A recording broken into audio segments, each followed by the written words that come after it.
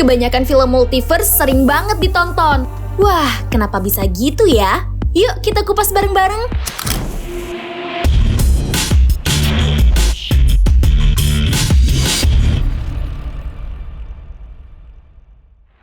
Hai Futurist, kalian tahu nggak sih? Sampai saat ini, film-film bertema multiverse tuh udah banyak banget diproduksi dan kebanyakan hasilnya memuaskan.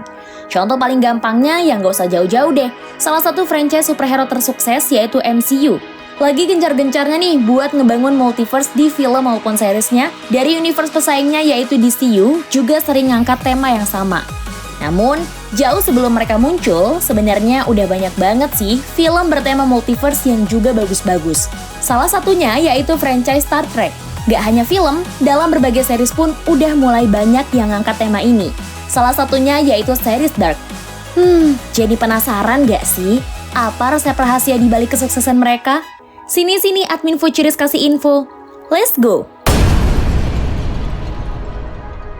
Sebelum itu, jangan lupa like, komen, share, dan subscribe-nya biar admin Futurist makin semangat ngasih info menarik seputar film atau series ke kalian. Dan jangan lupa juga ya, buat nyalain notifikasi loncengnya biar nggak ketinggalan video-video menarik lainnya. 1. Teori multiverse yang rumit dan penuh misteri. Dari sekian banyak teori sains yang ada, salah satu teori yang paling bikin admin tertarik yaitu teori soal multiverse. Bukan karena penasaran sampai nyari tahu fisika kuantumnya ya, tapi teori ini bikin admin dan mungkin kalian bertanya-tanya terus nih. Sebenarnya ada nggak sih versi atau varian kita di universe lain? Apa kejadian di mimpi kita yang nggak pernah kita alamin tuh ternyata pernah dialamin sama varian kita yang lain? Selain itu, rasa deja vu yang sering muncul tuh apa gara-gara udah lebih dulu dialamin sama varian kita? Nah, rasa penasaran itulah yang jadi daya tarik konsep multiverse yang bisa diangkat oleh film maupun series. Multiverse emang serumit dan semisterius itu guys. Bahkan teori ini belum sepenuhnya terpecahkan oleh para ahli sains. Selain itu, belum ada bukti konkret kalau multiverse itu is real. Nah, baru di film dan series aja nih yang bisa ngewujudin konsep ini. Banyak film dan series yang bikin kerumitan dari teori multiverse. Jadi makin liar. Walaupun mereka bisa sesuka hati mengubah konsep ini, tapi kebanyakan dari mereka tetap pakai konsep utamanya dan hanya ngelakuin beberapa perubahan dan penyesuaiannya. Ya lagi, teori multiverse aja udah bikin otak kita kadang ngeblank. Jadi ya nggak perlu dibikin lebih rumit lagi kan? 2. Plot twist yang sering unexpected. Kerumitan dari multiverse itu pun ngebuat film dan series yang ngangkat konsep ini jadi bisa ngebangun plot twist yang sulit ketebak. Sesulit apa sih, Min? Gini guys, jadi aspek-aspek multiverse tuh bisa ngebuat berbagai kemungkinan cerita yang luas dan beragam banget. Sehingga kadang berbagai film atau series yang angkat konsep ini bisa bikin surprise para penontonnya lewat kemungkinan cerita yang menarik.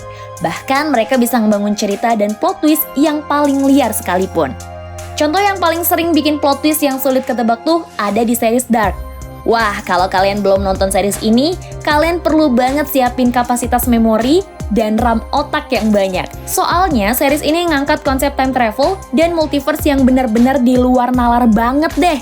Kerumitannya pun mungkin ngebuat hampir setiap plot twistnya sukses bikin admin terengah-ngah-ngah. Kalau kalian bisa nebak plot twistnya, fix kalau kata admin kalian punya potensi jadi cenayang. Bisa nebak jodoh admin juga nggak ya? Yeah, boy. 3.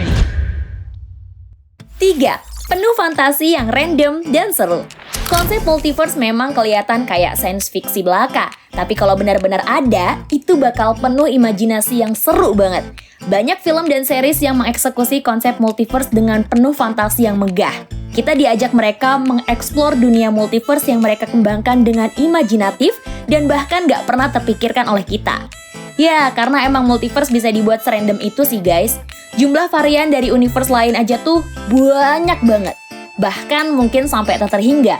Jadi, ya pasti ada universe lain yang bentuknya paling absurd. Nah, kerandoman dan keseruan multiverse ini bisa kalian dapatkan di film Everything Everywhere All at Once. Berbagai universe yang muncul di film ini bukan main randomnya. Kalian bakal nemuin universe yang benar-benar absurd. Misalnya aja ada universe yang tangannya berbentuk sosis. Random banget gak sih? Kepikiran aja deh bikin ide kayak gitu.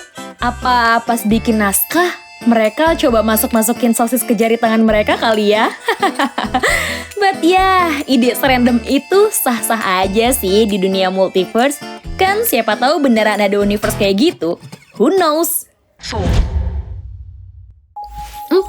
Bisa mengeksplor alur cerita lebih jauh.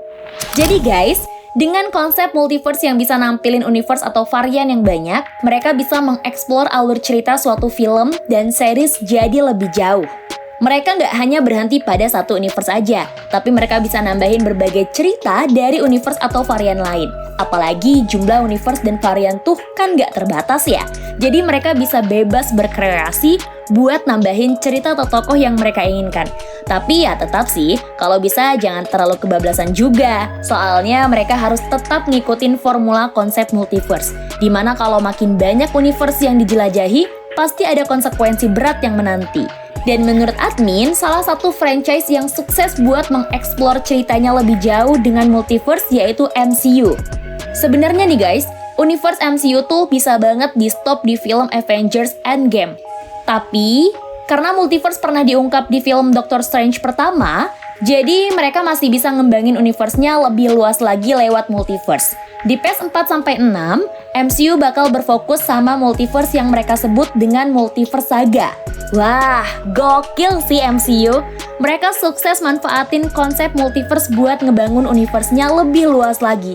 Gak kaleng-kaleng nih. 5. Suka bikin fanservice. Tuntutan para filmmaker terutama yang udah punya fans adalah gimana caranya memuaskan hati para fansnya atau biasa disebut dengan fanservice. Para fans pengen filmmaker kesukaan mereka ngebuat something special buat mereka melalui karyanya. Dan ya, konsep multiverse adalah salah satu jawabannya. Dengan kebebasan multiverse yang begitu luas, mereka bisa memasukkan apapun yang bisa nyenengin dan memuaskan impian para fansnya. Walaupun impian tersebut sulit direalisasikan.